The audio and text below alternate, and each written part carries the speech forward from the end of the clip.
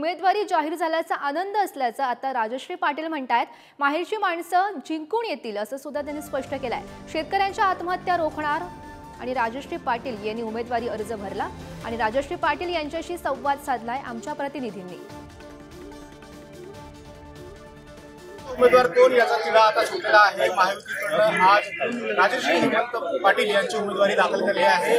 मुख्यमंत्री एकनाथ शिंदे यांच्या उपस्थितीत आज उमेदवारी दाखल काय उत्साह आहे, काय सांगणार तुम्ही?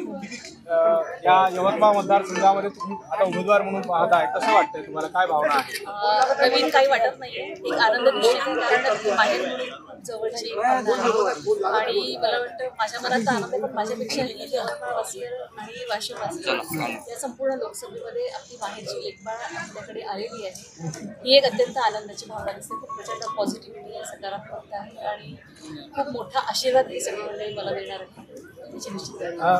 आपण यवतमाळ जिल्ह्याच्या सारंगपूर या छोट्याशा गावातून आला, हा जो प्रवास आहे तुम्ही कशा पद्धतीने बघता, काय अनुभव? मी खूप भाग्यवान आहे की या भूमीमध्ये माझा जन्म झाला। प्रचंड संपन्न भोवताल इथे मिळाला, खूप चांगले गुरुजन, खूप चांगलं शिक्षण संस्था, क्रीडा क्षेत्र, सांस्कृतिक क्षेत्र आणि आता नंतर सहकार क्षेत्र या सगळ्यांमध्ये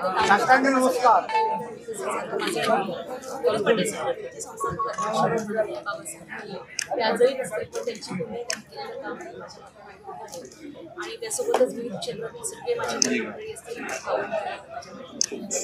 ही सगळी मंडळी सोबत डोळ्यासमोर पुन्हा एकदा उभं राहणार आणि एका उमेदीने आणि या सगळ्यांसोबतच असलेलं महायुतीतील सगळ्या सन्माननीय आमदार, सगळे सन्माननीय महायुतीचे पदाधिकारी या सगळ्यांचा उत्साह दिलेला आशीर्वाद आणि जनतेचा आशीर्वाद त्याच्यावरती निश्चितच